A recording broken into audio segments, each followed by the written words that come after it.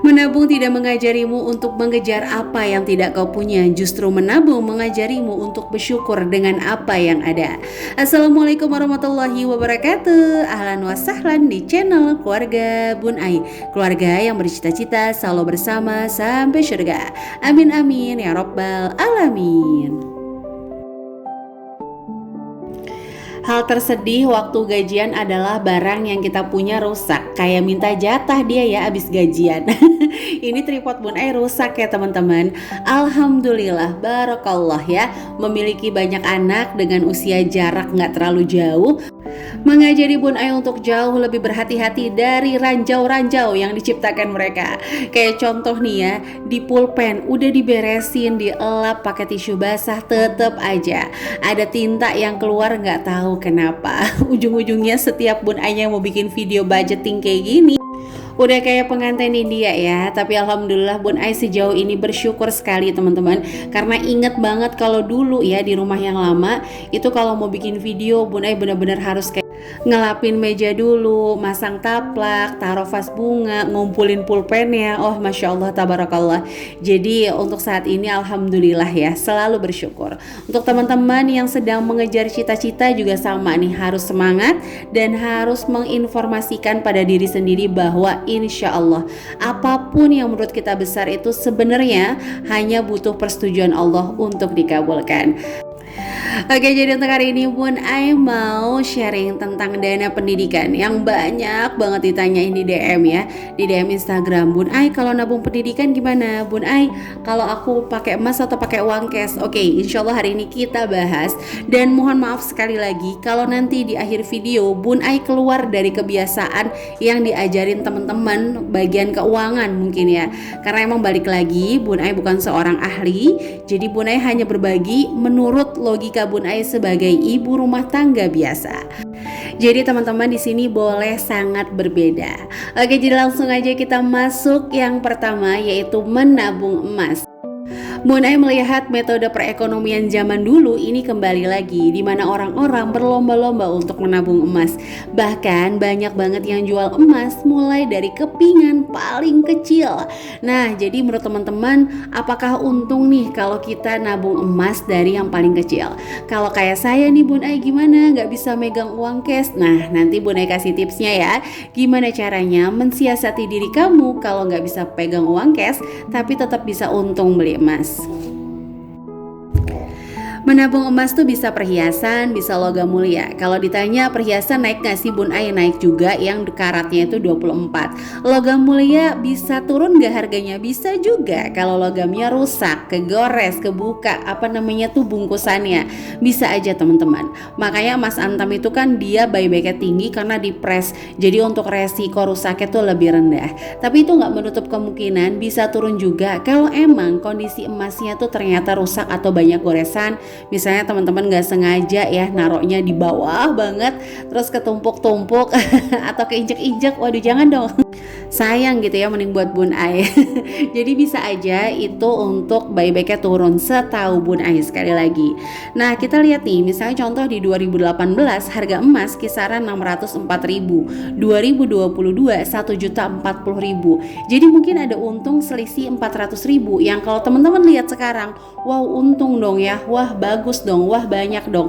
Tapi balik lagi, menurut Bun Ai sekali lagi sebagai ibu rumah tangga biasa, menabung emas tidak membuat kita kaya atau bahkan naik level. Contoh, teman-teman tadinya mau TK di A, harganya 2 juta rupiah. Berarti di 2018 teman-teman butuh 3 gram. Sementara di 2022 harganya udah jadi sekitar 3 juta rupiah. Nah, teman-teman bisa lihat di sini ya, ketika menabung emas nggak naik level. Jadi tujuannya TKA ya tetap masuk ke TKA, tapi kita selamatkan dengan si emas tersebut harganya. Nah, bukan berarti kan ketika kita nabung emas tadinya mau masuk TKA, terus bisa jadi TK yang internasional atau misalnya TK yang lebih mahal lagi, lebih bagus lagi, jauh jaraknya, itu enggak ya teman-teman. Jadi menurut Bun Ai sekali lagi, ayo kita buka pikiran bahwa emas hanya menahan harga. Jadi kalau teman-teman mau naik level untuk baik keinginan, baik aset, ya mau nggak mau harus ada pergerakan untuk pendapatan. Aduh, mohon maaf banget ya, bukan bermaksud menggurui. Jadi kalau kita lihat dalam 4 tahun kan naiknya itu sekitar 100 ribuan lah per tahun. Jadi saran dari Bun Ai, pastikan pilih emas yang mudah dijual dimanapun dan tidak terlalu besar untuk gramnya, juga tidak terlalu kecil. Maksudnya gimana Bun Ais? Sebagai contoh, teman-teman sudah membidik salah satu sekolah yang emang uang pangkalnya 5 juta, berarti sekitar 5 gram. Gak usah nabung sampai yang 25 gram, jadi tunggu dulu sampai 25 gram. Khawatirnya ketika masuk TK yang 25 gramnya ini dijual, gak balik tuh yang 20 gramnya. Ujung-ujungnya beli apa gitu. Yang namanya godaan kan ya, kalau ada uang kan kita hilaf gitu ya teman-teman. Nah jadi balik lagi, saran dari Bun Ai, gramasi disesuaikan dengan kebutuhan. Nah ini alhamdulillah Bun Ai memang konsisten ngumpulin dulu. Kalau udah 5 gram baru Bun Ai beli. Nah ini kalau yang 0,25 dan yang 0,5 gram barokallah souvenir dari teman-teman. Nah kalau yang hijau itu pernah pengen Bun Ai jual di toko emas langganan Bun Ai. Jadi kalau teman-teman nanya, Bun Ai kalau beli LM di mana? Di toko emas. Kenapa? Nggak mau pakai NPWP, nggak mau ribet sama sekali. Dan di toko emas kita bisa dapetin Antam seri lama dengan harga yang lebih murah, dan otomatis tetap kalau buyback ya harganya nggak ikut yang lama tapi ikut yang baru. Itu sih. Dan kalau yang hijau ini pernah mau Bun Ai tukar, ternyata 3 toko emas Bun Ai kelilingin nggak terima. Di situ Bun Ai belajar lagi. Ternyata ada yang namanya LM, dia custom, jadi bisa dijualnya ya ada beberapa pilihan, mungkin ke agentnya lagi atau mungkin ada toko emas yang terima tapi nggak semua. Jadi saran dari Bun Ai, ayo kita pilih emas yang gampang dijualnya.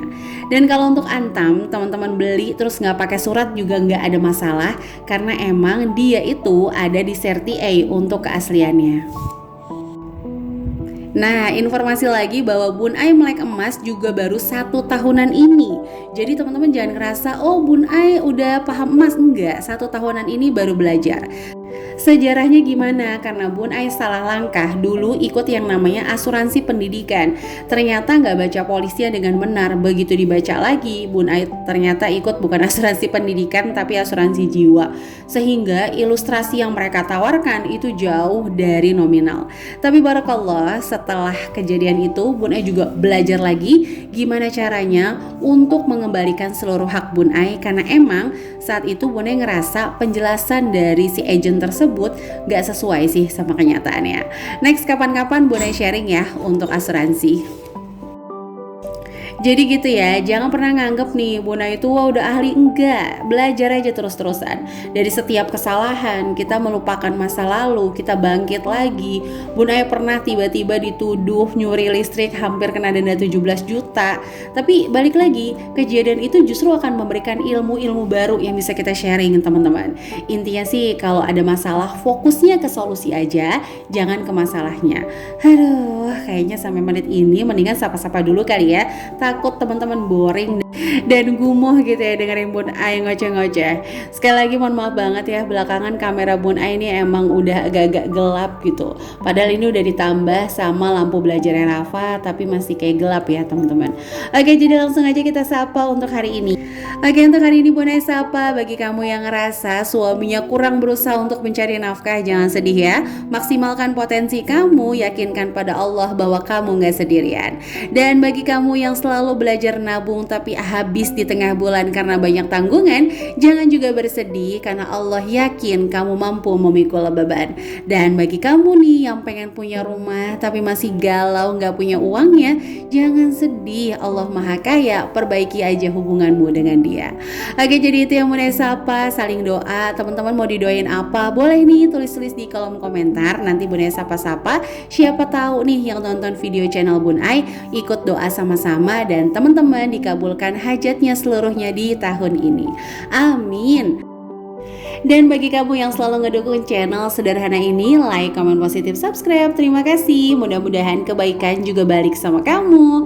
Nah, kita lanjut aja dulu yuk. Untuk menabung yang kedua adalah menabung cash. Ini agak-agak berani nih kalau yang nabung cash, soalnya perlu mental yang kuat kalau lagi dilewein atau diledekin sama uangnya. Kesini kemari ada flash sale, ada diskon. Ini harus kuat karena uangnya cash di depan mata gitu ya. Nah, ini yang pertama, pisahkan di rekening khusus khusus. Tapi kalau teman-teman ngerasa nih tabungannya masih sedikit, nggak usah dipisahin satu anak satu rekening, takutnya malah habis dimakan admin. Jadi kayak tadi tuh ngeliat ya, Bunda itu nulisin Rafa berapa, Bima berapa, Agni berapa. Kalau emang kumpul ya udah Bunda beliin LM. Nggak juga nunggu misalnya Agni penuh, Bima penuh, Rafa penuh baru dibeliin satu-satu, enggak. Misalnya nih LM-nya Agni, LM-nya Bima, enggak. Jadi Bunda itu selalu berpikir menabung, membangun kebiasaan dan tanggung jawab. Sehingga ketika tanggung jawab udah dilakukan, kebiasaan sudah menjadi kepribadian, ya udah selesai sampai situ. Jadi ya udah uangnya digabungin dibeliin LM. Yang penting Bunda tahu berapa sih komposisi yang udah kita tabungin buat Rafa, buat Bima dan buat Agni. Nah, ini teman-teman bisa mulai nominal semampunya di awal bulan. Jadi bagi teman-teman yang rasa gajinya masih pas-pasan, mulai dari 50.000 dulu per anak juga boleh.